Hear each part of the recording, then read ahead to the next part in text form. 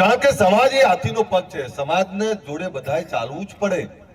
હું ગમે એટલો મોટો હોઉં પણ મને મારો સમાજ ના બોલાવે તો બીજો સમાજ ના બોલાવે હો. એટલે કોઈ એવું કહેતું હોય ને કે હું બહુ રૂપાળો છું, બહુ સારો છું, બીજા લોકો એવું કહે છે કે નહીં નહીં તમે બહુ સારા છો, તો એ તો આપણો સમાજ આપણી જોડે હોય ને તો બીજા તમને બોલાવશે. બાકી બીજા શું કરવા બોલાવે? તમારો સમાજ તમને નહીં સ્વીકારતો, અમે શું કરવા સ્વીકારીએ ભાઈ? તમારું ઘર તમને નહીં સ્વીકારતું, બાજુવાળો તમને નેતા શું કરવા માને? એમ સમાજને એક રાખો.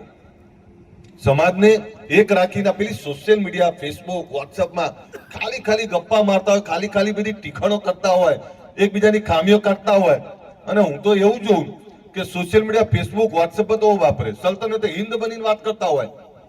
જોવા જાવ તો ઘરની ચિંતા ના કરતા હોય. એની ચિંતા શું કરવાની? જો જાહેર જીવનમાં બે પ્રકારના લોકો છે. એક તમારા કામને બિરદાવનારા લોકો છે ને એક તમારા કામની ટીકા કરનારા લોકો છે. બંનેને સાંભળવા.